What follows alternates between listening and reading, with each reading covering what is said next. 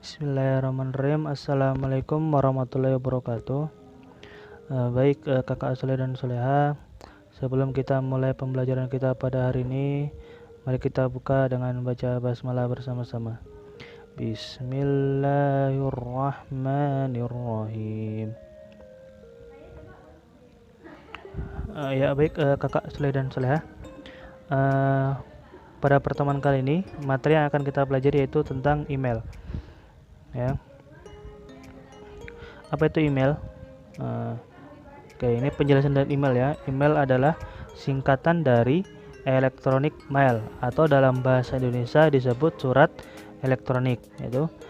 Jadi email merupakan sarana dalam mengirim surat yang dilakukan melalui media internet. Nah, media internet yang dimaksud bisa melalui komputer atau handphone yang memiliki akses internet.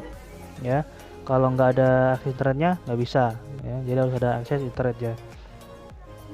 Dan pada umumnya mengirim surat biasa akan dikenakan biaya membeli perangko ya. Kalau kita mau mengirim surat manual itu harus punya perangko, harus membeli perangko gitu ya. Namun pada surat elektronik hanya dibutuhkan sambungan internet. Oke, cara kerja email. Sebenarnya cara kerja email ini cukup sederhana, sama seperti ketika kita menulis surat kepada orang lain.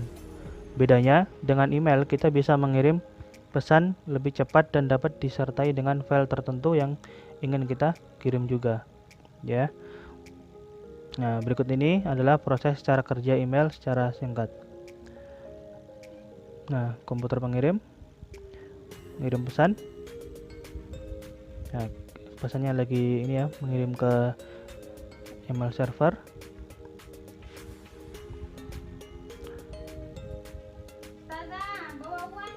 Nah, ini adalah proses dari cara kerja email secara singkat ya. Dari nomor 1, 2, 3, 4, 5, 6. Jadi proses ini ya. Ini adalah proses cara kerja email. Oke. Lanjut. Oke, fungsi dan manfaat email. Oke. Mengacu pada pengertian email di atas, maka fungsi dan manfaat email secara umum adalah untuk mengirimkan pesan atau surat kepada orang lain.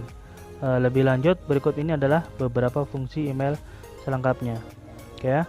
Yang pertama yaitu mengirim dan menerima pesan. Oke.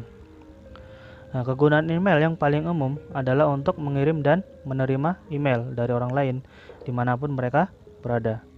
Oke, jadi kegunaan email yang paling umum adalah untuk mengirim dan menerima email dari orang lain dimanapun mereka berada. Oke, pesan tersebut dapat terkirim ke tujuan dalam waktu yang sangat singkat atau sangat cepat, bahkan bisa dalam hitungan detik.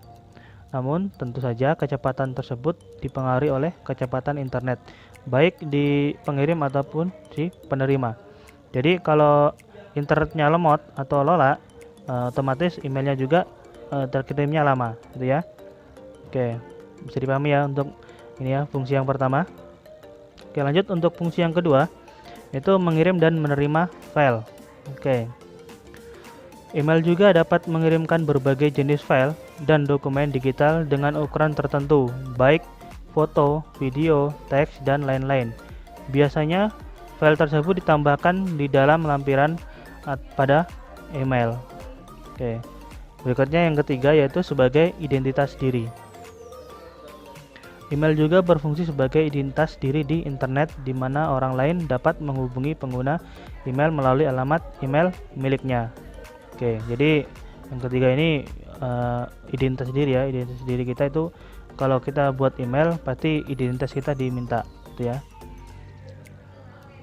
Dalam berbagai aspek penggunaan email bagi seseorang sudah menjadi kewajiban. Email seringkali menjadi syarat mutlak untuk proses aktivasi berbagai layanan digital, misalnya untuk aktivasi smartphone, untuk aktivasi layanan berlangganan, surat, dan lain-lain. Nah, jadi biasa kalau kita beli HP baru, ya kita diminta untuk membuat akun Google, ya akun Google gitu ya. Nah, jadi kita bisa gunakan email kita. Oke, gitu ya. Berikut yang keempat yaitu untuk mendaftar di berbagai situs ya. Sebagian besar layanan website saat ini membutuhkan email penggunanya agar bisa melakukan aktivitas di website tersebut, mulai dari situs media sosial, situs e-commerce, game online, situs forum, dan berbagai layanan lainnya. Mengharuskan pengguna mendaftarkan email ya. Jadi kalau kita mau misalnya menggunakan Twitter, menggunakan Facebook, nah, kita diminta untuk menggunakan email ya. Jadi nanti kita akan belajar untuk membuat email. Oke, berbagai layanan website tersebut membutuhkan verifikasi ya dari penggunanya, dan ini hanya bisa dilakukan bila penggunanya memiliki alamat email yang valid. Kalau emailnya tidak valid atau mungkin lupa sandi atau memang sudah nggak terdaftar, itu nggak bisa digunakan gitu ya. Oke, yang berikutnya yaitu untuk media pemasaran. Email marketing ya. Pemasaran online saat ini banyak dilakukan dengan memasarkan email.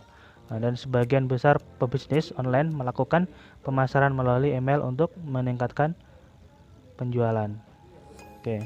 Pemasaran melalui email merupakan salah satu pemasaran online yang paling tua dan hingga saat ini masih termasuk jenis pemasaran online yang sangat efektif.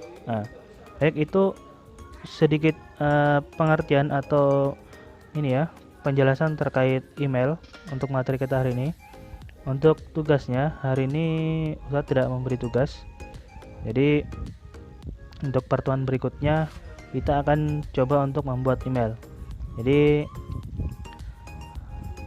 kita akan membuat email, tapi harus ada pendampingan dari orang tua karena umur kalian belum bisa untuk membuat email mandiri. Jadi harus ada email atas izin orang tua atau perhatian dari orang tua. Itu ya. Jadi nanti kita akan belajar untuk membuat email. Jadi kita hanya belajar saja, nanti kalian bisa coba sendiri. Nanti Ustadz kasih tutorialnya atau ini kalian bisa coba di rumah masing-masing. Gitu ya. Mungkin itu saja yang dapat saya sampaikan. Untuk pertemuan kali ini mari kita tutup dengan baca hamdalah. Alhamdulillahirabbil alamin. Ustaz akhiri. Assalamualaikum warahmatullahi wabarakatuh.